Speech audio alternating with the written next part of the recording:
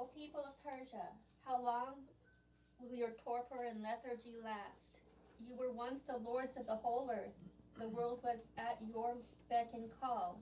How is it that your glory has lapsed, and you have fallen from favor now, and crept away into some corner of oblivion? You were the fountainhead of learning, the unfailing spring of light for all the earth. How is it that you are withered now, and quenched and faint of heart? You who once lit the world, how is it that you lurk, inert, bemused, in darkness now? Open your mind's eye, see your great and present need. Rise up and struggle, seek education, seek enlightenment. Is it meet that a foreign people should receive from your own forebears its culture and its knowledge, and that you, their blood, their rightful heirs, should go without? How does it seem when your neighbors are at work by day and night with their whole hearts, providing for their advancement, their honor and prosperity, that you and your ignorant fanaticism and are busy only with your quarrels and antipathies, your indulgences and appetites and empty dreams? Is it commendable that you should waste and fritter away in apathy the brilliance that is your birthright, your native competence, your inborn understanding? Again, we have digressed from our theme. Well, it's now Abdul is chastising basically ecclesiastical system there that is controlling the thought and progress of even material civilization in Iran. So it clearly says that look what happened to you. You were the king of the earth, now you're nobody, basically. And clinging to the hopes that eventually their version of Islam would conquer the earth, but sitting on their hands and praying that that will happen. So it's really interesting from that perspective to awaken people to see how advanced Europeans have become because they were striving to change, to discover, to better their environments. Okay, let's read on.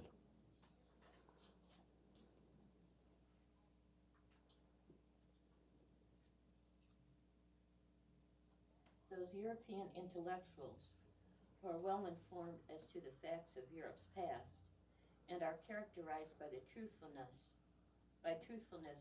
and a sense of justice, unanimously acknowledge that in every particular, the basic elements of their civilization are derived from Islam.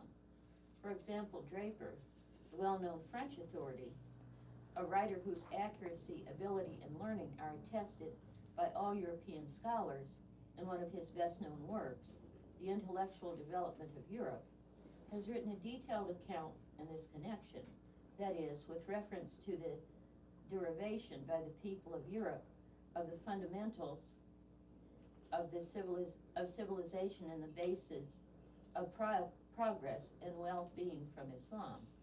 His account is exhaustive and a translation here would unduly lengthen the present work and would indeed be irrelevant to our purpose. If further details are desired, the reader may refer to that text. In essence, the author shows how the totality of Europe's civilization, its laws, principles, institutions, its sciences, philosophies, varied learning, its civilized manners and customs, its literature, art, and industry, its organization, its discipline, its behavior, its commendable character traits, and even many of the words current in the French language derives from the Arabs.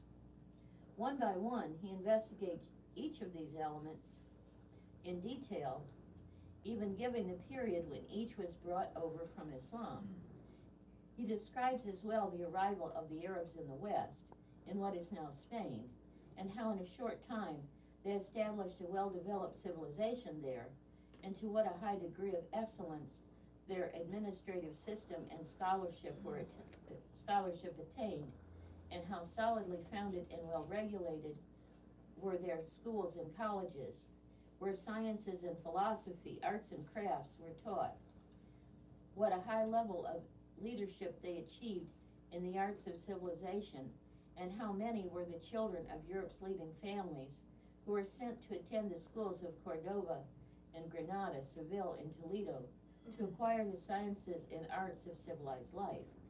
He even records that a European named Gerbert came to the West and enrolled at the University of Cordova in Arab territory, studied arts and sciences there, and after his return to Europe, achieved such prominence that ultimately he was elevated to the leadership of the Catholic Church and became the Pope. The purpose of these references is to establish the fact that the religions of God are the true source of the spiritual and material perfections of man, and the fountainhead for all mankind of enlightenment and beneficial knowledge. If one observes the matter justly, it will be found that all the laws of politics are contained in these few and holy words. And they enjoin what is just, and forbid what is unjust, and speed on in good works. These are of the righteous. And again, that there may be among you a people who invite to the good, and enjoin the just, and forbid the wrong. These are they with whom it shall be well. And further, verily God enjoineth justice and the doing of good. He forbiddeth wickedness and oppression. He warneth you that haply you may be mindful. And yet again, of the civilizing of human behavior. Make due allowances and enjoin what is just, and withdraw from the ignorant. And likewise, who master their anger and forgive others. God loveth the doers of good. And again, there is no righteousness in turning your faces towards the east or the west, but he is righteous who believeth in God, and the last day, and the angels, and the scriptures, and the prophets, who for the love of God dispersed his wealth to his kindred, and to orphans, and the needy, and the wayfarer, and those who ask, and for ransom, who observeth prayer, and payeth the legal alms, and who is of those who perform their covenant when they have covenanted, and are patient under ills and hardships, and in time of trouble. These are they who are just, and these are they who fear the Lord. And yet further, they prefer them before themselves, though poverty be their own lot. See how these few sacred verses encompass the highest levels and innermost meanings of civilization and embody all the excellences of human character. Okay, so here clearly we see the references regarding Renaissance, when basically between a civilization that was seeping into Europe through education of priests and scholars that were coming from Europe to Spain to learn the science of government and arts and philosophy. And obviously Arabs were phenomenal translators, and they translated all the Greek original philosophies to Arabic, and then it was translated back into Latin, which went back to Europe. All the traces of the older philosophies were wiped out during the Dark Ages in Europe. So we see that the Renaissance itself is an Islamic event. It wasn't Christians who basically changed their behavior.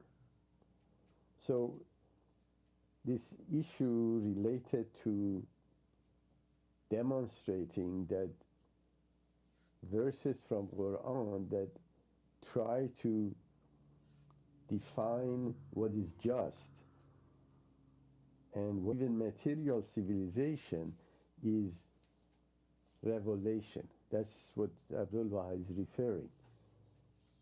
So the basis of this transformation of Europe was Islamic doctrine that they adopted and practiced.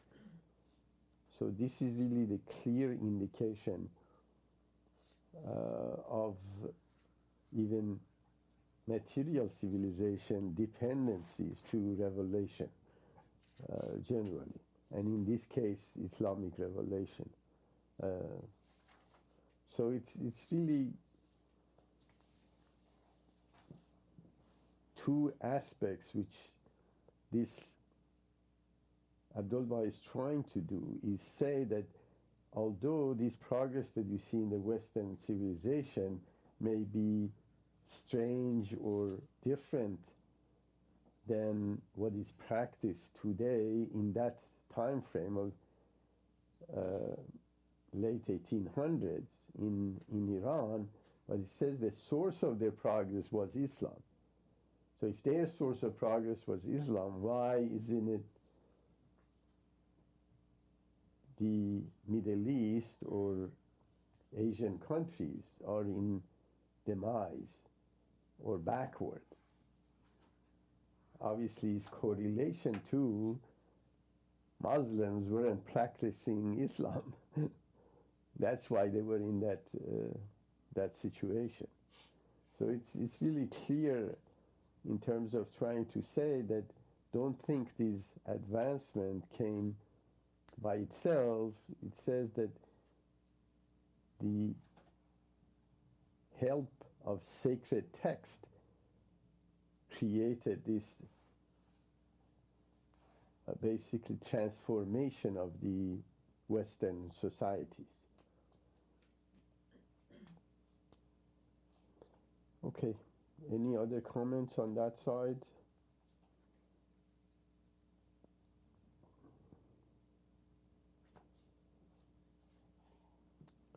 Okay, let's read on.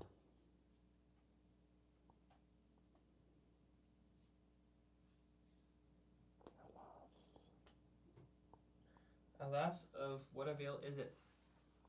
When the weapons are in cowards' hands, no man's life and property are safe, and thieves only grow the stronger.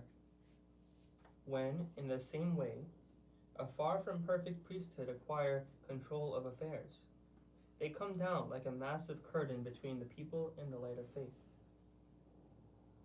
Sincerity is the foundation stone of faith. That is, a religious individual must disregard his personal desires and seek in whatever way he can wholeheartedly to serve the public interest. And it is impossible for a human being to turn aside from his own selfish advantages and sacrifice his own good for the good of the community except through true religious faith. For self-love is kneaded into the very clay of man, and it is not possible that without any hope of a substantial reward he should neglect his own present material good. That individual, however, who puts his faith in God and believes in the words of God, because he is promised and certain of a plentiful reward in the next life, and because worldly benefits as compared to the abiding joy and glory of future planes of existence are nothing to him, will, for the sake of God, abandon his own peace and profit, and will freely consecrate his heart and soul to the common good. A man, too, there is, who selleth his very self out of desire to please God. Okay, so this is really interesting. It says that, first of all, it refers to religion as a weapon. It means that you can direct people and create movements through religion which can be used for good or it can be used for destruction. And it says, when in the same way a far from perfect priesthood acquire control of the affairs, that means that this is where the Baha'i doctrine of separation of church and state is emphasized. they come down like a massive curtain between people and the light of faith. So he's referring that the reason European took the essence of the text of Quran and progressed, the clergy that took this weapon and used it for their benefit, created that curtain that kept the population of the Middle East backward. So it clearly shows that it says the revelation was the same. How come Europeans that took this revelation and adopted it without even adopting the religion benefited and their material civilization and ethics grew, and clergy that took over the same text and used it for their benefit kept Iran in backward situation? There are still priesthoods and people who say they're ministers of God who still put that veil in between the faithful and God. That Of course, but remember, in the West, the priests are not in power. That's the difference. It's a weapon which they promote, obviously, still their own self-serving goals. But reality is they cannot be used as a weapon, which in Iran, because our clergy is even today is in control, they're using that weapon against people, which is fairly obvious now. But the reference here, which is really intriguing, is the impact of the Holy Spirit or revelation itself, regardless of who applies it, which is very important. It says that those people that claim to be doctors of religion and had knowledge of Quran applied it in such a way that destroyed the culture and progress of civilization in Iran, where Europeans that took the same revelation and applied it without adhering to the religion benefited from it. And the Renaissance had occurred in Europe. And the gap between advancement of civilization in Europe and backwardness in Iran directly relates to clergy's involvement in control of the politics, basically. Which is really clearly shows that someone wrote this book in 1875. People didn't take it to heart, and they're repeating the history today. This is really intriguing. So people that don't study history, they're bound to repeat it. Okay, let's read on. There are some who imagine that an innate sense of human dignity will prevent man from committing evil actions and ensure his spiritual and material perfection. That is, that an individual who is characterized with natural intelligence, high resolve, and a driving zeal will, without any consideration for the severe punishments consequent on evil acts, or for the great rewards of righteousness, instinctively refrain from inflicting harm on his fellow men, and will hunger and thirst to do good. And yet, if we ponder the lessons of history, it will become evident that this very sense of honor and dignity is itself one of the bounties deriving from the instructions of the prophets of God. We also observe in infants the signs of aggression and lawlessness, and that if a child is deprived of a teacher's instructions, his undesirable qualities increase from one moment to the next. It is therefore clear that the emergence of this natural sense of human dignity and honor is the result of education. Secondly, even if we grant for the sake of argument that instinctive intelligence and an innate moral quality would prevent wrongdoing, it is obvious that individuals so characterized are as rare as the philosopher's stone. That's the thing that makes you live forever, right? Philosopher's stone. It's like not a real thing. Yeah. An assumption of this sort cannot be validated by mere words. It must be supported by the facts. Let us see what power in creation impels the masses toward righteous aims and deeds. Okay, so this paragraph is very interesting. It's showing, first of all, that innate characteristics of humans are not to cause harm, which is very important, and they can detect individually what causes harm to other people and what does not.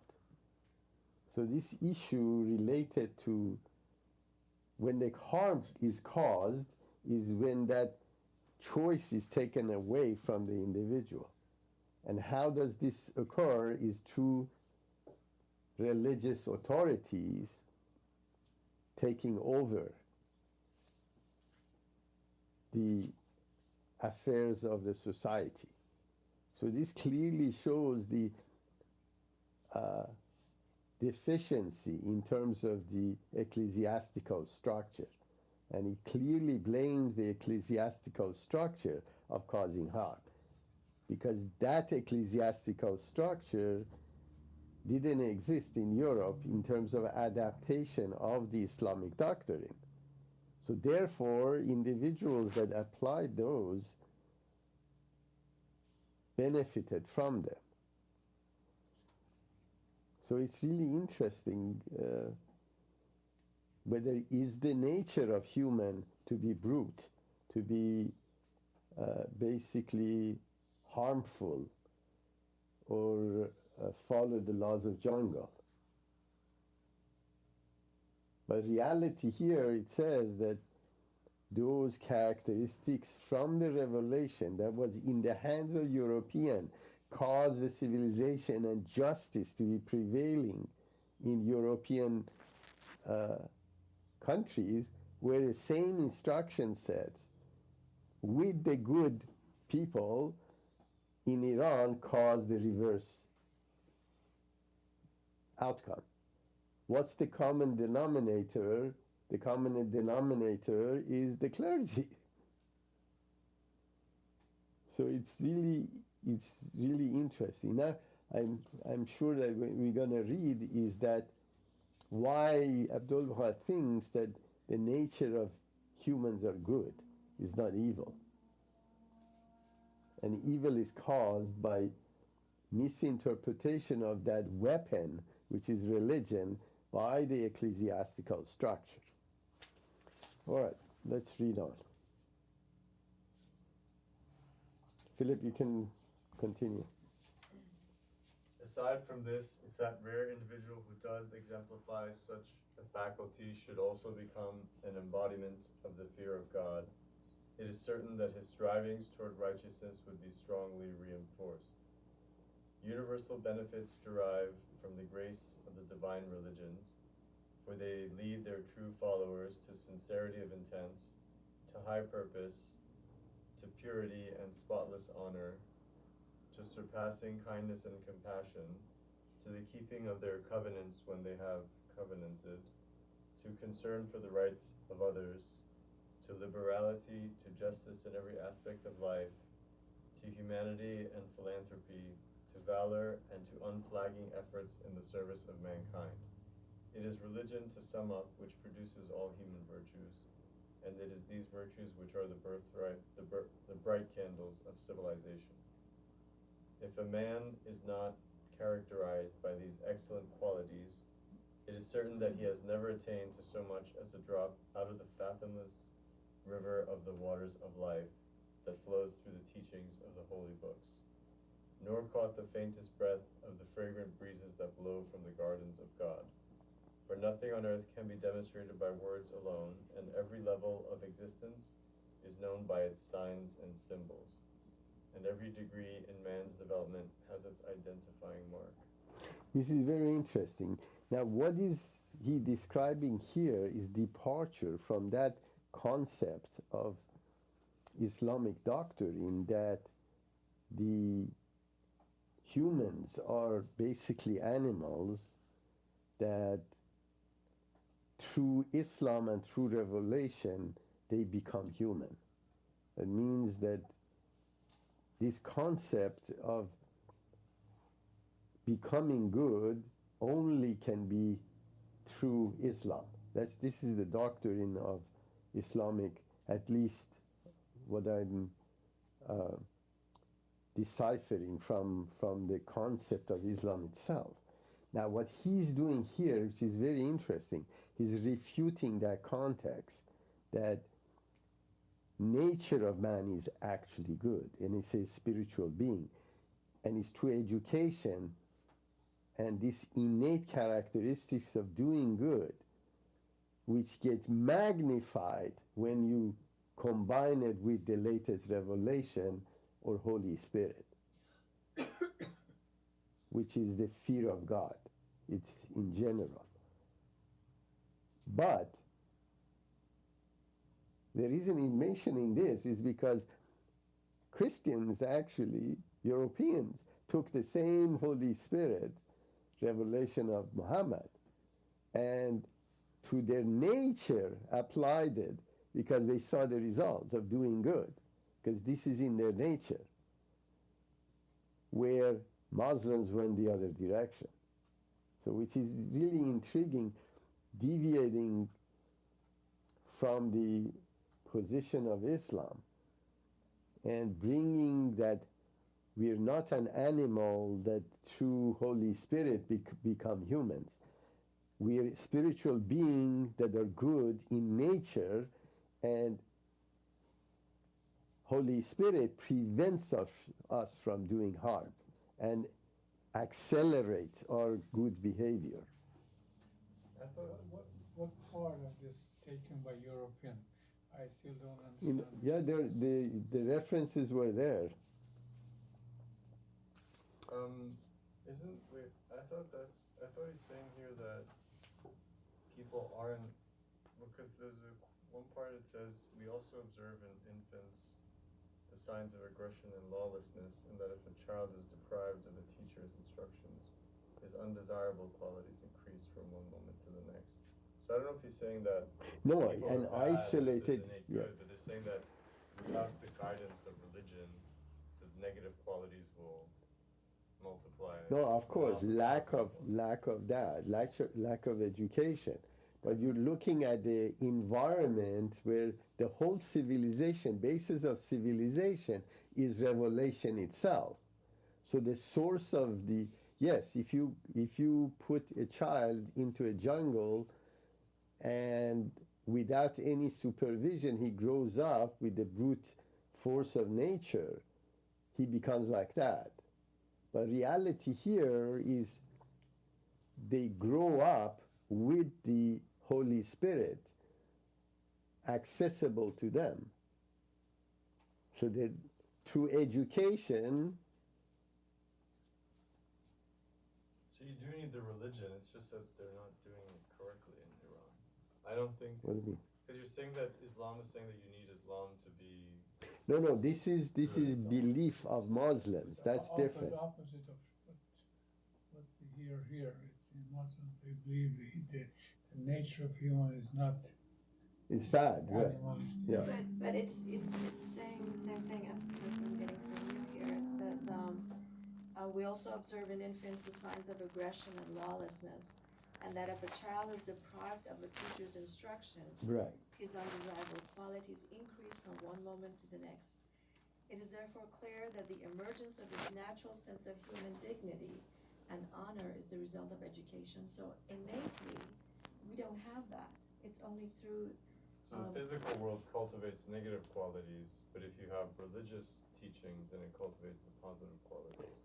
I think it seems like that's Right. No, I understand that. But the question really was that how come, if that was the case, that how could European countries come out of the Dark Ages?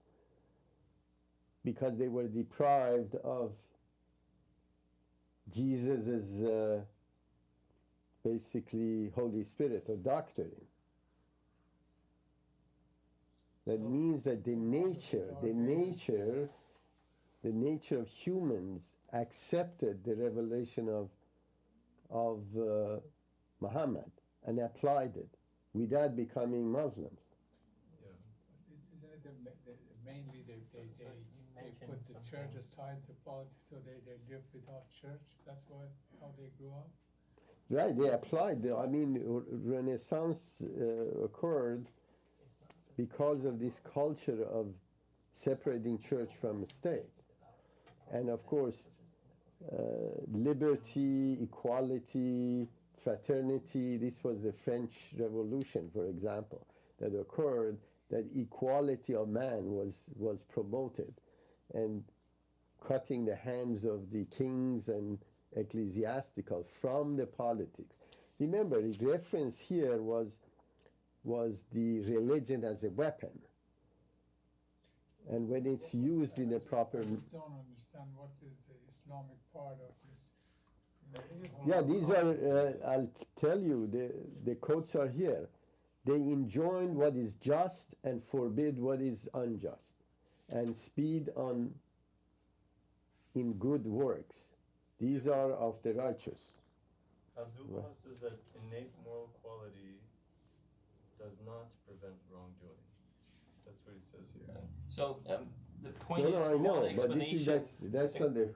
But let me just I state the wasn't conclusion, promoting that. and then we can get to the facts. Sure. The conclusion Abdul-Baha makes, which we can't forget, is on bottom of page 97, quote, "It is therefore clear that the emergence of this natural sense of human dignity, which we were describing to be doing what's right and so on, and honor is a result of education, period," end quote. Yeah.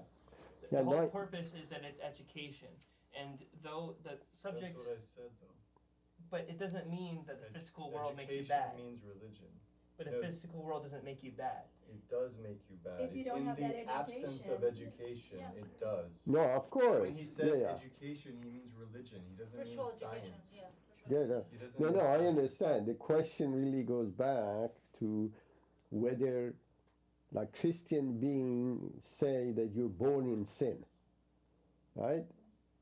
Where Baha'i say that doesn't exist. You're blank. You have characteristics, Yeah, both. right? You have characteristics that has to be developed, Yeah. but the innate good characteristics is in humans already. Yeah, it's latent. Is right. It's latent. Is not because of religion that gets created. That's two different Yeah, it's a subjects. latent capability that religion cultivates. That's right.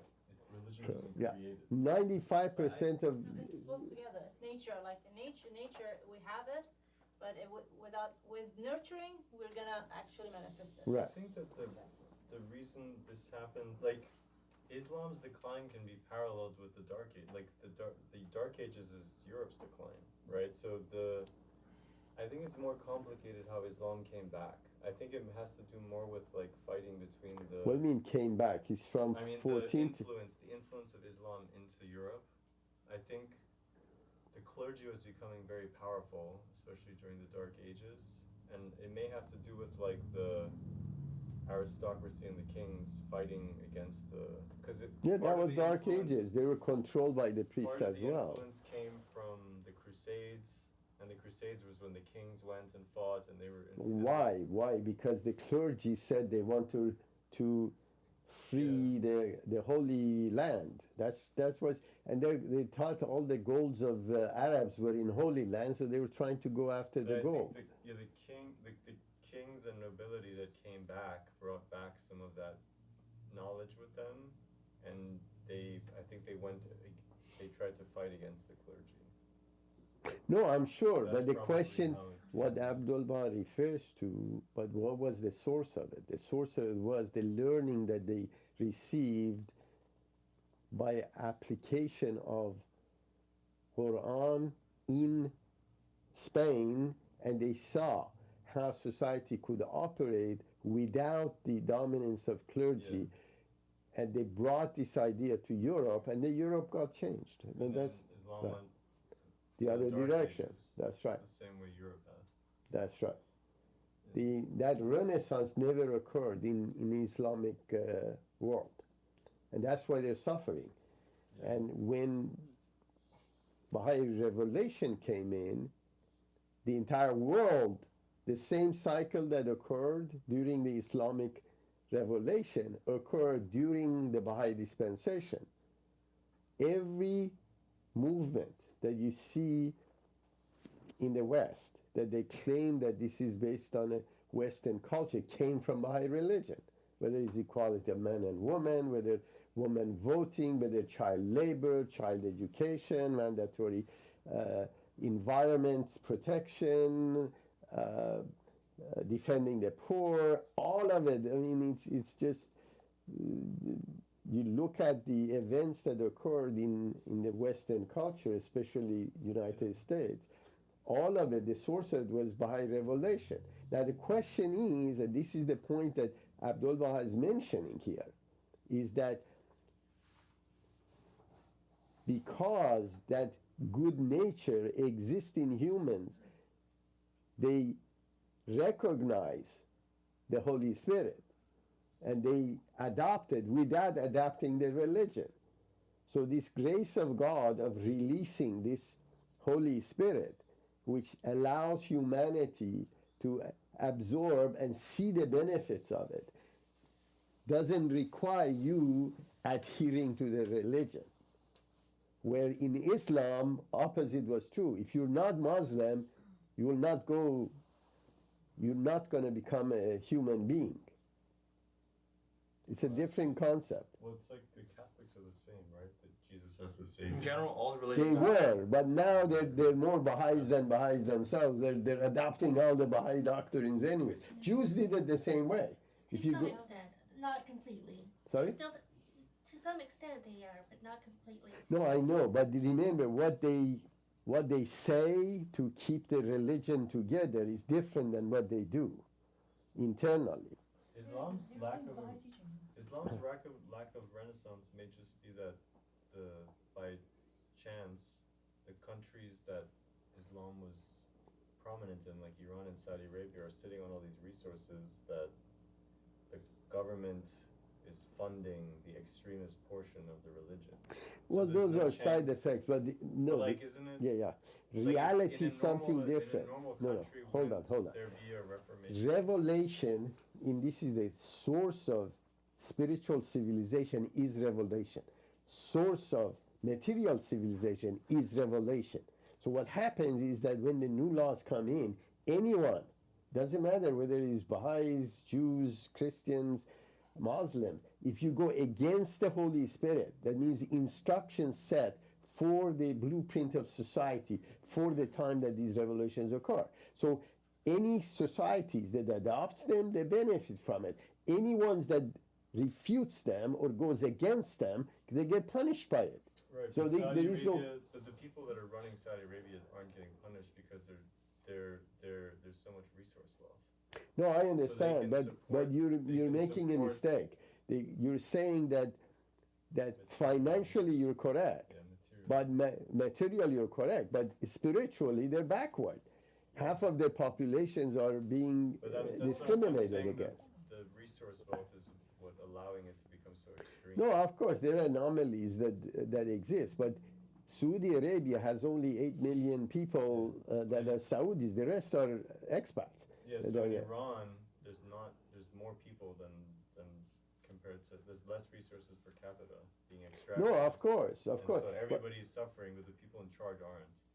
No, that's So true. it's But this is materially- built into the Holy Spirit. They prophesied that Baha mentions that this is going to happen. That means the source of corruption is clergy. That's why the institutional clergy was abolished in the new revelation of Holy Spirit. Now, you cannot have it and have happiness.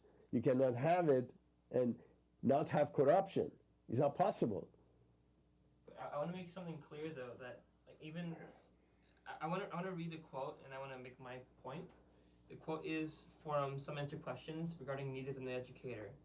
If the earth is not cultivated, it becomes a jungle where useless weeds grow. But if a cultivator comes and tills the ground, it produces crops which nourish living creatures. It is evident, therefore, that the soil needs the cultivation of the farmer. Cultivation of the farmer. Consider the trees. If they remain without a cultivator, they will be fruitless, and without fruit, they are useless. But if they receive the care of a gardener, these same barren trees become fruitful, and through cultivation, fertilization, and engrafting, the trees which had bitter fruits yield sweet fruits. These are rational proofs. In this age, the peoples of the world need the arguments of reason. This passage goes further, the need of an educator. The purpose, though, is that without an education, people are not bad. The physical world does not turn you bad. It is the people who learn spiritual education become corrupted. They corrupt others that makes them bad. There's a very clear difference between No, that's not true. Abdul-Wahab says here right now that he talks about kids. Yeah, but that doesn't mean No, hold that on, they're hold on. bad. They're No, what wild. we're discussing What you're here is saying. something different. The source of, obviously, somebody that doesn't have any education, that means you isolate them, put them into a jungle, that they don't have any interaction with Holy Spirit or people that apply Holy Spirit, they're going to grow up as a Wild. Feral. wild person. But Feral child. the key here, what he's referencing, is very important.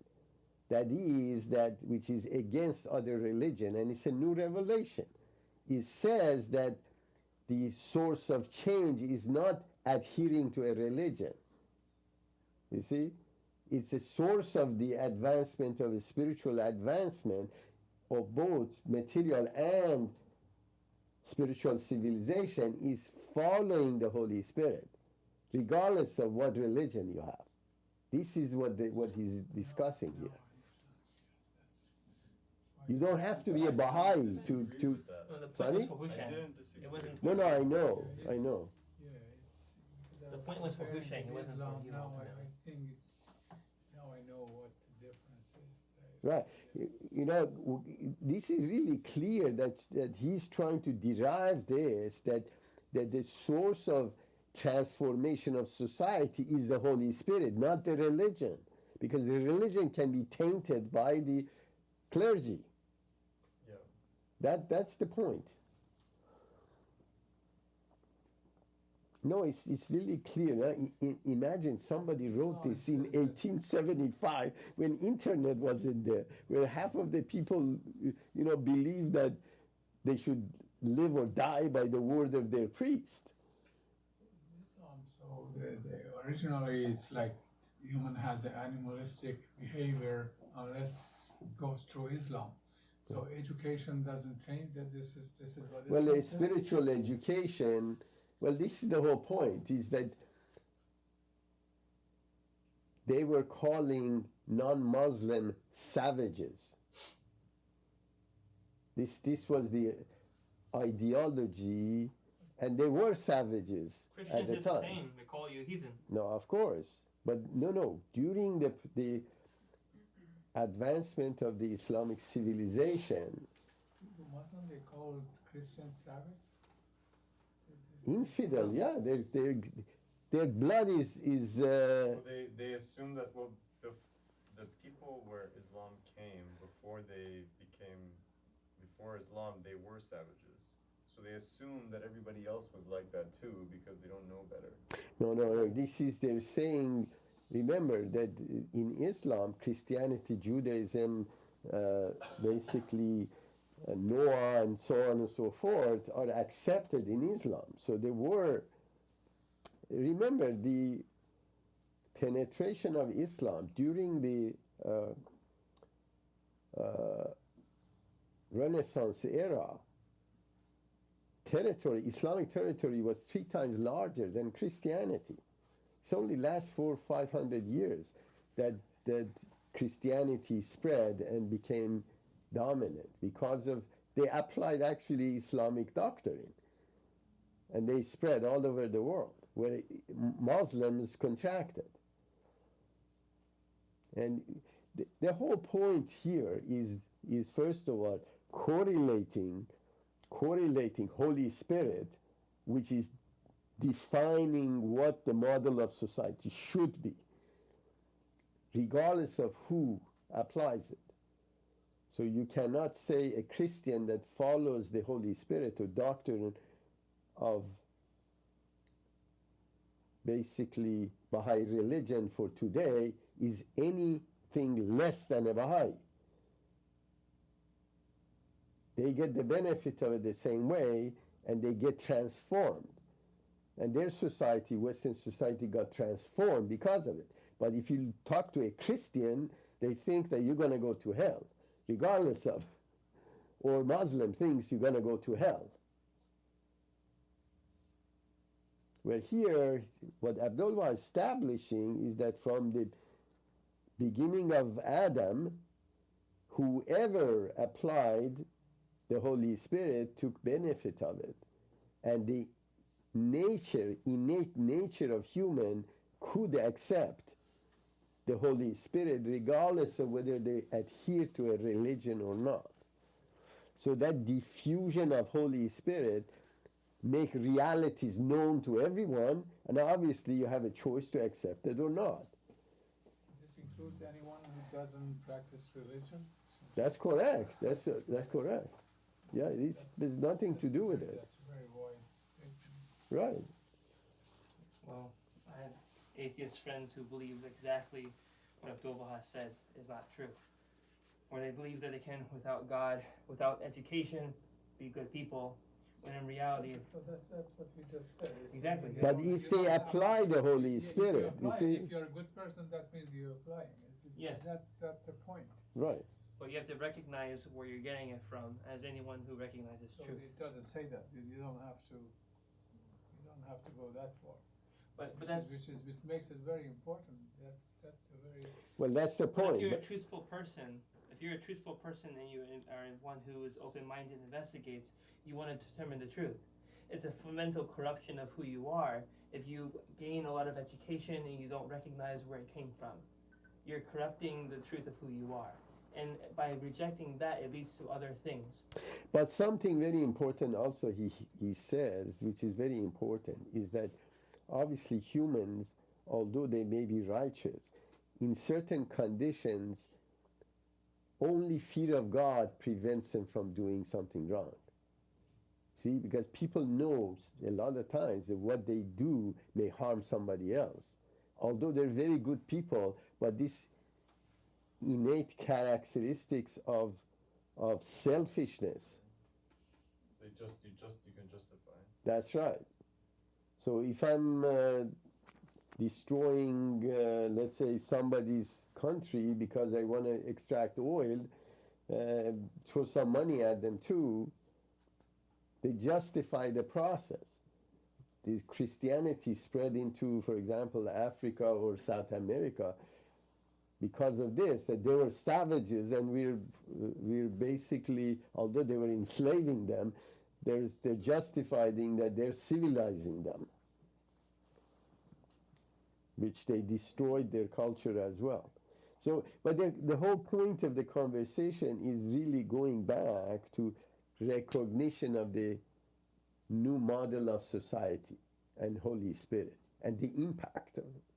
And if you extrapolate the advancement of country and material and spiritual civilization in the countries, the degree that you can judge who complies with the Baha'i doctrine or the newest revelation, you see how well off, both spiritually or materially, those societies are. So you can do a reverse and come to the same conclusion, that is the Baha'i religion or Baha'i latest revelation of God is causing the advancement of spiritual and material civilization. And this is exactly what he's talking about. And reverse of it is true. Anywhere you see society deviating from it, they cause harm to themselves, as we do harm today. You know, you say that thou shalt not carry arms. This is part of my religion. Is the arms should be in the hands of the police that keeps the order. So question really is, what are the consequences of violating it? The consequences of violating is that you have one of the highest murder rates in a civilized society. Giving to the hands of police also, we've seen it. Nothing is perfect, but it's better than when the murder occurs. 80% of the murders occurs with the person's own gun. So statistically, we tell you that you shouldn't carry a gun because there's an 80% chance you're going to get killed by it. So these are the realities. Or, for example, abortion. For example, the causes of abortion, the disruption in society is enormous. Where you see, for example, United States has to import people because it doesn't have enough labor to run the society. There was a lady, it's a black lady which is conservative, was talking about the movement of left to suppress birth of blacks and providing free abortions to the black since 1974, which this movement was prominent of the basically the left movement or liberal movement has killed 17 million blacks. Now imagine you had 17 million blacks now, more than they have now. I think we have 19 million blacks now. Something like this. I don't remember exactly. But anyways, so imagine they would have 80% more voting power, 100% more economic power, buying power. White people have been having abortions too. No, I understand, but the blacks were devastating, actually. But anyways, the whole point of the conversation, he was looking at it from a material perspective. Violation of Holy Spirit damages the society. So this abortion, not prevention, you can do prevention, but abortion itself is wrong. Million. Sorry? 40 million black people. Now we have 40 million. Right. So it's almost 50% of their vote is gone because there are so few blacks. What you're saying is evident in the non-white Hispanic population, because they don't have abortions at high rates because of... Right, their population is growing. So the Right. population is growing much faster. Well, anyways, the whole point of the conversation is that there are consequences when you violate individual rights, free speech, free access to education, free thought, for example, free speech, adherence to your own religion. All of these things are getting violated in Iran. So collectively they're suffering. And there is no way out of it for them. They would suffer more and more until it basically implodes. Like Venezuela. Right. There is really no alternative to it. So these are really critical aspects. Imagine somebody wrote this in 1875 that had no access to all the information that we have now, and clearly would show, extrapolate from the Holy Spirit to say that what is the cause of the backwardness of the Middle Eastern countries, especially in Iran. So is that what's happening with the demonstrations and things in Iran? Is that it's Today, starting yes. to implode? Oh, it is. They're suffering from hunger. They're suffering from inflation. They're suffering from prostitution. It's the only country in the world that prostitution and selling body parts is legal. Only country in the world. How backward can you get? I think prostitution is legal in Switzerland. No, I know, but you're talking about a different issue. I think it's Yeah, in Nevada is legal too, but this doesn't mean that. in Canada too, kinda. Do you think government is promoting prostitution in Switzerland? I don't know, but I think it's No, it's a structural. It's a government sponsored prostitution in Iran. Of course, they give you license to do that. the temporary marriage license. CIRE? That's right. Is it the CIRE license? That's correct. Hmm. Nowhere in the world that happens. Now you see what deviation from Baha'i religion does to a society. What about, isn't it legal in Amsterdam too? Yeah, New In the Amsterdam, red light Netherlands? district. Legal has nothing, being legal has nothing to do with the state sponsoring prostitution or ecclesiastical structure promoting prostitution. Yeah, the religion definitely doesn't in those countries, but the governments, like it's like licensed and sanctioned. Now, regulating it different than promoting it. They don't make money at it. These guys, it's a line of business for clergy in Iran. Actually, in Mashhad, which is the center of the spiritual of the Shiites, they have something like, 90% of the hotels are in part of the game. I mean, the clergy books it, arranges the contract, and they go and do it. Nice, huh? And they want to lead the world. You see? They want to make the world the same way that they are. What job do you want to have when you grow up? Mullah/pimp. Okay. Thank you very much. I think we leave it at that.